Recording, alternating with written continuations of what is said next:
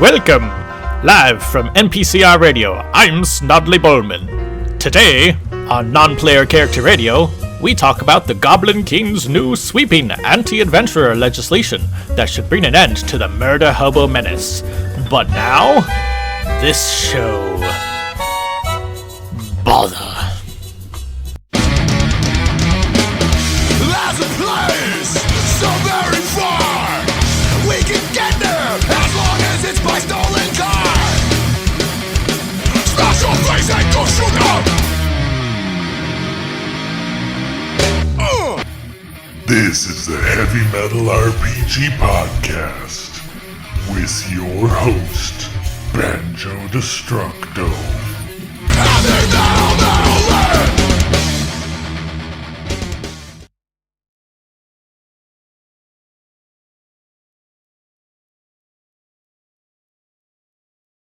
Welcome to the Heavy Metal RPG Podcast. I'm your host Banjo, and this is episode 1, where we are going to talk about the different character classes in the Dungeon Crawl Classics role-playing game.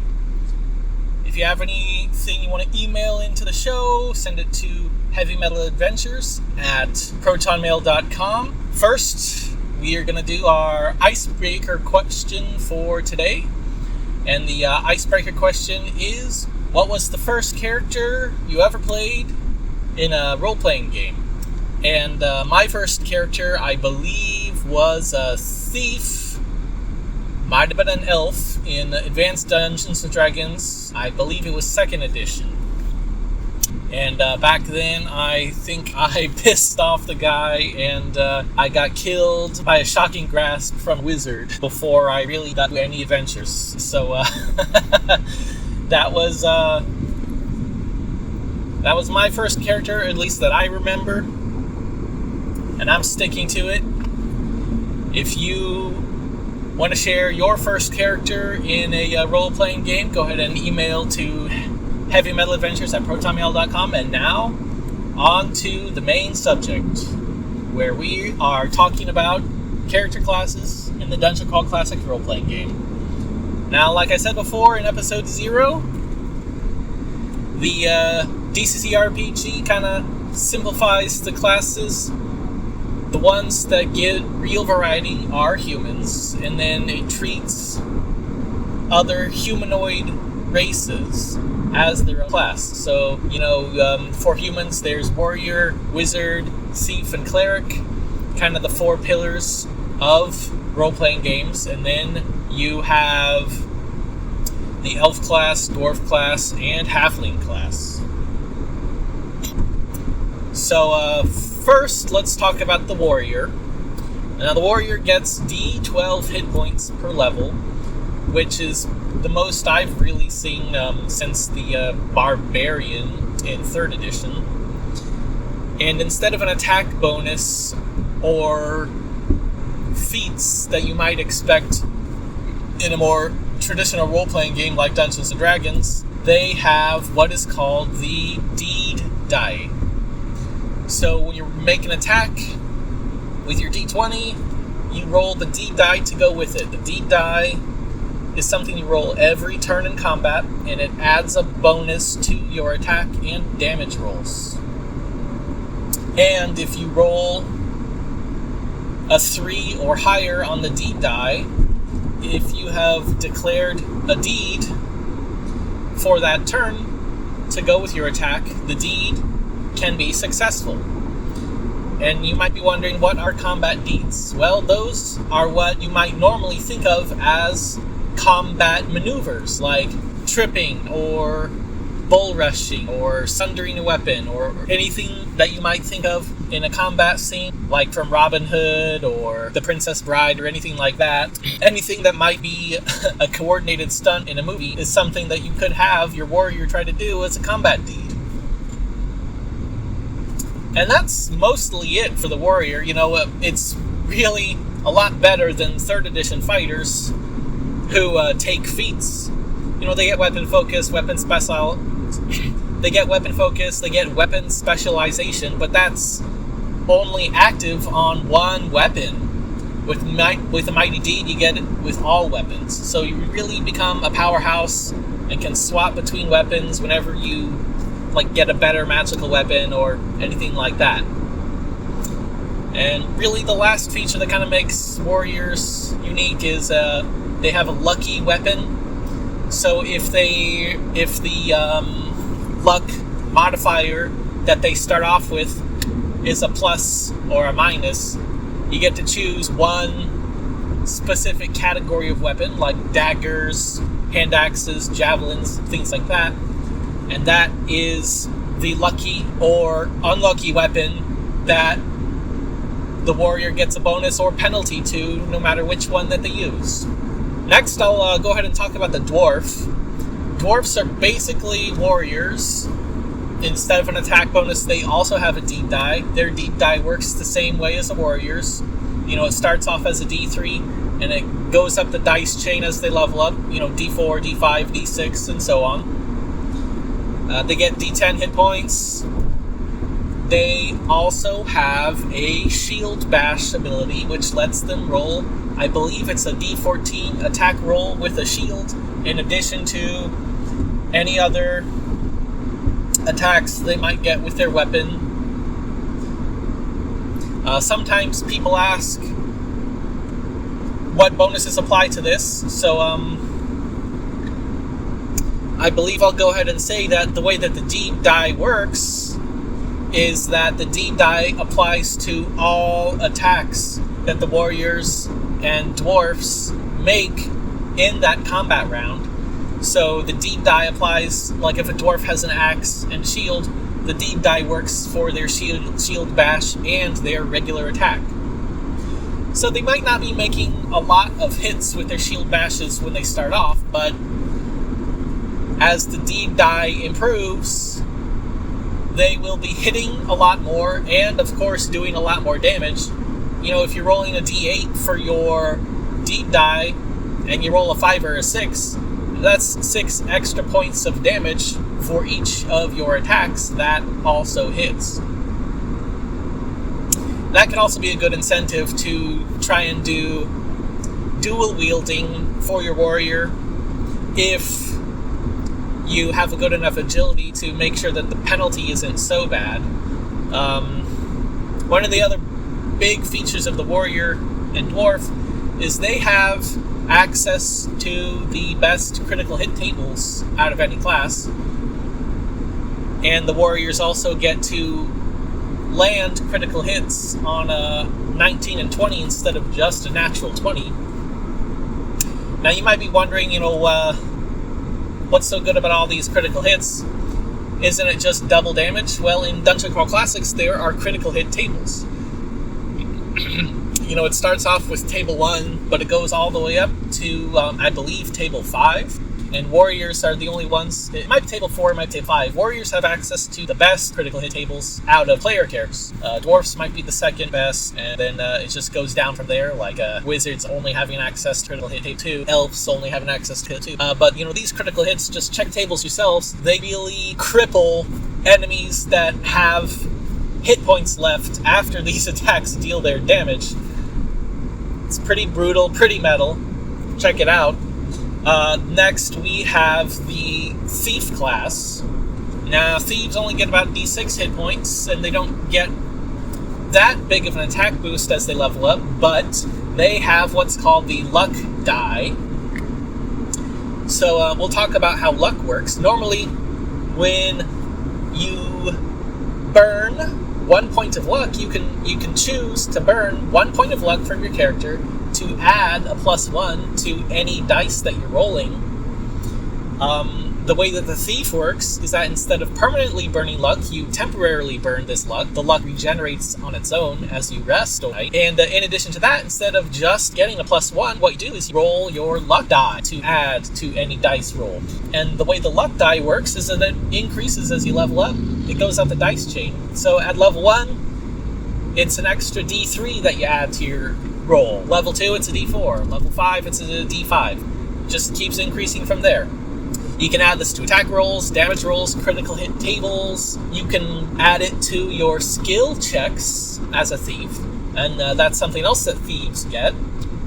Thieves are the only class, really, that has what you might consider skills from 3rd edition. They still get sneak silently, hide in shadows, things like that, with a bonus to those rolls based on their level and based on their alignment. So, chaotic thieves are better at some things than neutral thieves, and lawful thieves are better at some things than chaotic. So that kind of simplifies it. Instead of letting you choose where to put your ranks, it just gives you bonuses based on your alignment. And, backstab's a pretty cool thing too. The backstab bonus itself gives you a flat bonus to your attack roll, so you are hitting a lot easier if you are backstabbed. And on top of that, some weapons, like daggers, get an increase in their damage dice if they have a critical hit. So, daggers get a d10 instead of d4 if it's backstab. And a backstab attack also will automatically cause a critical hit if the attack hits. So that really makes thieves great snipers to start off an ambush. This critical hit backstab works on any weapon. It works on melee, it works on ranged. So, they could bust out their crossbow or their short bow.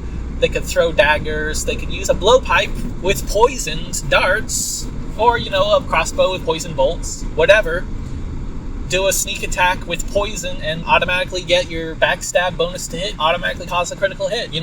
Some people think wizards are good at nuke bosses, but if a thief gets a backstab off on what you might consider a boss or a mini boss in an adventure or encounter, they could one-shot the boss too with a critical hit result. Especially if they want to burn some extra luck points to add to the damage roll or to add to the critical hit table result, increasing the result of the critical hit so that it's just massively powerful. And then we'll talk about the halfling too. The halfling is kind of like a thief. The halfling gets move silently and hiding. That's really the only skill that they get. So, they're a little bit like a thief in that they've got one skill that they can do. But in addition to that, they have become little dagger-wielding Ginsu knife chopping blocks of doom. Apart from the warrior and the dwarf, the halfling pretty much gets the best to hit bonus on their attack rolls as they level up. In addition to that, they can choose to dual wield no matter what their agility score is, rolling a d16 for their attack rolls. And they also will score a critical hit on a natural roll of a 16 instead of having the normal dual wielding penalty of not being able to get a critical hit unless they are using a d20 on the attack. Now, they also have the ability to burn luck differently. They can burn luck points to get a +2 bonus on any roll that they make, and they will also regenerate luck points when they rest. In addition to that, they can add luck to other people's dice rolls, which is something that is unique to the halfling. There's been a bit of discussion about whether it's a +2 bonus or a +1 bonus that the halfling can give to their party members. The general consensus is that it's a +1 for party members, but they can get a +2 for their own dice rolls. But, if you're a judge and you want to run it as a +2 in your own game, it's really not going to be that ranking of it, other than, being able to add a whole lot of points to a spellcasting roll or something like that. Next, we've got the wizard. Now, the wizard gets d4 hit points, so they're pretty weak, but they are generally considered the main spellcasting class of Dungeon Crawl Classics. And after them, we'll talk about the elf. So, they've got the least amount of attack bonus, they've got the least amount of hit points, they've got the worst critical hit tables, but they get access to magic, and magic can really break the game. Like I was talking about in episode 0, if you keep rolling successfully for your spellcasting, you could end up spellcasting all day long. The way that this is supposed to be balanced is that wizards are not supposed to be common in the world. It says that wizards do not share secrets between each other unless they have a special bond or they're willing to trust this suspicious people. Wizards also typically get corruptions and mutations from casting spells over a long period of time, from the failures that they get. And something that makes each wizard a little bit more unique from each other is that there's a mercurial magic table in the game. For each spell that the wizard knows, you're supposed to roll on the table to see if a special effect is tacked onto the spell. You know, one of the worst ones that typically comes up is somebody the wizard knows dies every time that they cast this spell. And if they don't know a lot of people, that's going to end up killing party members. Of course, it's also common on the table for just nothing extra special to happen. But like I was saying, one of the balancing things about wizards is you're supposed to have them do their own research. You're supposed to have them quest for the spells that they know. You might think it's fair to let them have the spells that they start off with for becoming level 1, like maybe just something zaps in their head, something falls into place, and they gain this knowledge. But when they level up to level 2, level 3, whatever, and when it says on their table the maximum number of spells that they can learn is increased, you're not supposed to just give them these spells for free. You're supposed to make them earn it by questing for it. And if you play for a long time, you will see why this is the case. Because wizards can do spell burning to increase the result on the spellcasting table when they cast spells. So, what is spell burning? Let's talk about that.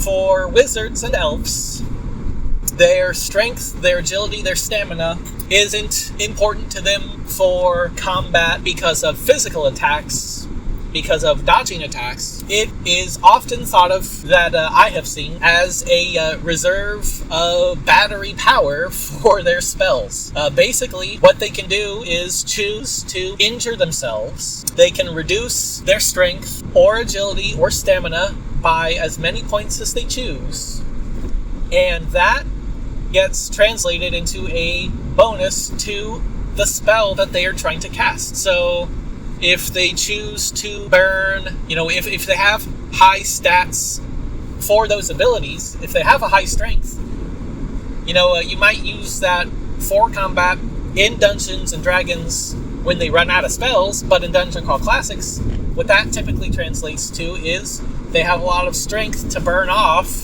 for spellcasting. Sometimes I've seen people put, a full 20 points into a spell to cast. And, there's a special note about, what you should do with that. I think have it be an automatic critical or something like that. But it makes it ridiculously easy to get the highest results on the spell tables, which are typically like 32 or 33, 34, something like that. With a plus 12, with a plus 16 on your spellcasting result, you don't have to roll all that high to get something that can help end a boss fight, quote unquote, as quickly as possible. So, having that in mind, I feel like it's fine to limit the spells available to wizards by making them quest for them. Or, if they are going to rely on the patron bond that they have gotten, to make them go out on more quests for their patrons to balance out that power dynamic. Which, since we talked about that, it's probably good to talk about the elf. The elf in Dungeon Crawl Classics is kind of like a mix between a wizard with a little bit more fighting capability. They've got a half-decent attack bonus. It starts off just as good as anybody else, but it only ends up being plus 5 when they're level 10, which, that's not great compared to other classes, but I suppose it's not bad either, not as bad as a wizard. And instead of D4 hit points, it's D6. They've also got more weapons available to them that they can use. But to balance that out, they've got what's called Iron Vulnerability, and that's kind of based on the old Fae stories of elves being vulnerable to iron. Touching iron for them is supposed to hurt.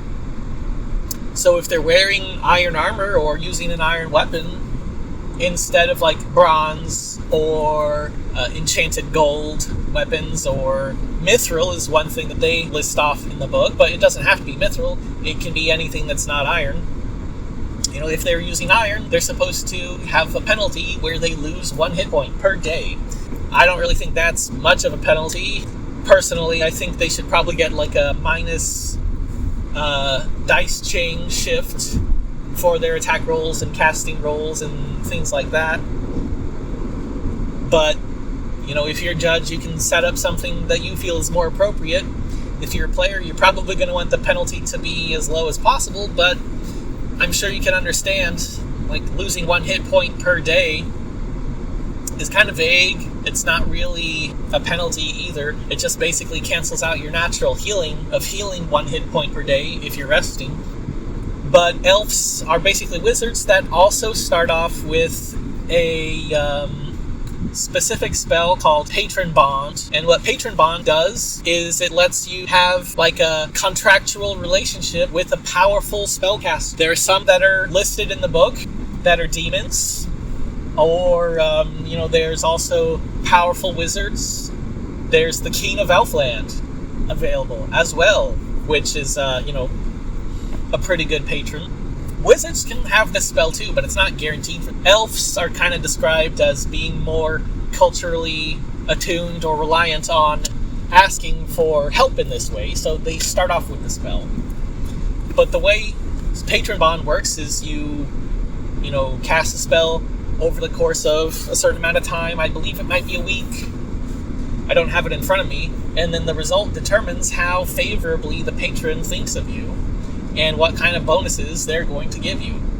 And typically, some of the bonuses you get would be spells that you can't normally cast without being bonded to the patron. So, you know, in addition to the spells that they might have gotten on their own, they get more magical ability by being bonded to their patron. And then, of course, there's also just the generic, I believe, Invoke Patron, where you can just cast this Invoke Patron spell to ask for general help in a certain circumstance. And the King of Elfland is particularly broken in this regard because you can basically reverse time to... there's some limitations on it, but you could basically, like, cancel out the entire dungeon that you've explored, like go back to the beginning and kind of warn yourself not to go in if things, you know, end up going pear-shaped. So yeah, that's the elf. The elf is basically a wizard, has the same spell burning rules. I believe the elf gets a luck bonus on one spell, or luck penalty if they've got, you know, a negative luck. So, you know, that's the warrior dwarf, the thief halfling, the wizard elf, and then the odd man out without a race S-class equivalent is the cleric. And the cleric is probably one of my favorite classes in the game, primarily because of the blessing spell. But yeah, the cleric gets D8 hit points, kind of a mediocre attack bonus, but they get Lay on Hands, which is the healing spell in Dungeon Crawl Classics. They get Turn Unholy, which is kind of like an improved version of Turn Undead because it works on other creatures, not just undead. The creatures it affects are different based on your alignment, though. So lawful clerics turn chaotic creatures, chaotic clerics turn lawful creatures, neutral clerics turn undead and things that are generally, like, abhorrent to nature. If you're a judge, you can try and throw in some different things if you feel like it fits well with the god that the cleric is worshipping or is a cleric of. And then, of course, the way that the cleric's spellcasting works is that instead of losing the spell when they fail to cast a spell, like Wizard does, which also, depending on the spell, a wizard can choose to spell Burn 1 point in order to regain the ability to cast that spell just that one time. So, you know, even if a wizard forgets a spell because they failed to cast it, they can still do spell burning to be able to cast it again, if they're willing to spend all those points just to cast the spell. So, instead of forgetting the spell, clerics get disapproval. Their god gets upset that they are using their power and failing to channel it properly. So, clerics start with a disapproval of 1, and each time that they fail to cast a spell, it will, at minimum, go up by another +1. Depending on the result, it might go up even more, but the disapproval is basically like the critical failure range for spellcasting. If your disapproval is 1 and you roll a natural 1 for spellcasting, you have triggered your god's disapproval. If your disapproval is 2, if you roll a natural 1 or 2, that triggers the disapproval. You can choose to call for divine aid in desperate circumstances, which is kind of like just a generic spellcasting attempt that you can make, but that automatically bumps up your disapproval by +10. And if you trigger the disapproval, it can be a minor thing. You can just get the result of having to pray for 10 minutes to be able to do your spellcast again.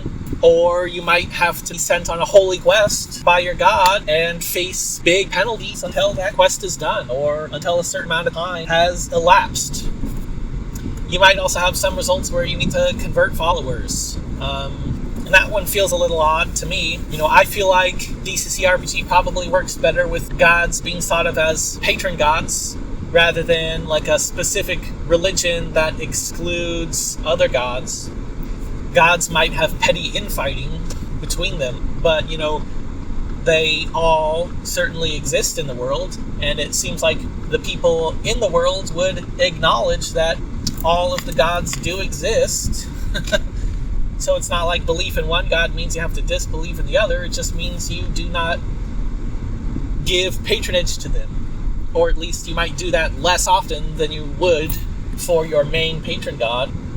Kind of like how Catholics pray to different saints, like the saint of travelers, the saint of teachers, the saint of patience, or gods can have all of these different patron associations.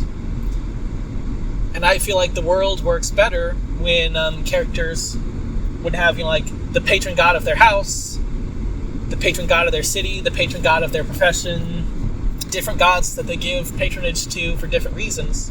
And then it's up to the cleric to get these converts to add the god to their list of patron gods to, increase the sacrifices and offerings that the god gets. Or depending on the relations between the gods, they might ultimately want to be getting other gods removed from patronage lists, but that, is more likely to invoke anger in the other gods, and depending on the level of campaign that you're running, might not want to do that, at least yet. It might not be that important to the god to have the other gods removed from the patronage of, it depends on how weird and esoteric and petty you want the gods' conflict to be. But so, that's just my thoughts on it. And, I think clerics are probably the best because they have the blessing spell. They can bless themselves, they bless other people, they bless objects. Depending on the result, you can have a holy aura on cleric. They're getting bonuses to attacks, damage, and spell casting results. So that means they're less like fail casting spells. But not only that, people within the aura range get bonuses as well. So clerics can help out other spellcasts, help out all of the other classes with blessing. They can also bless holy water, they bless amulets, they bless weapons. I feel like they're a little bit ignored or overlooked as a cool class, mainly because they might be seen as sometimes as a necessary class because of their heal ability, but they've got a lot of wiggle room and options for judges make them. And I'll probably talk more about it in running the campaign later on.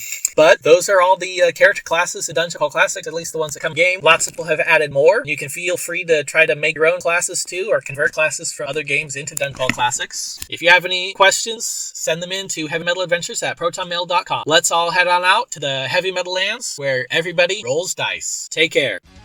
Filthy hair and dirty faces, iron fiends and swords and maces. 80s hairbands are still hated, no boss left tolerated. Well, I guess we only got one choice. Go for it.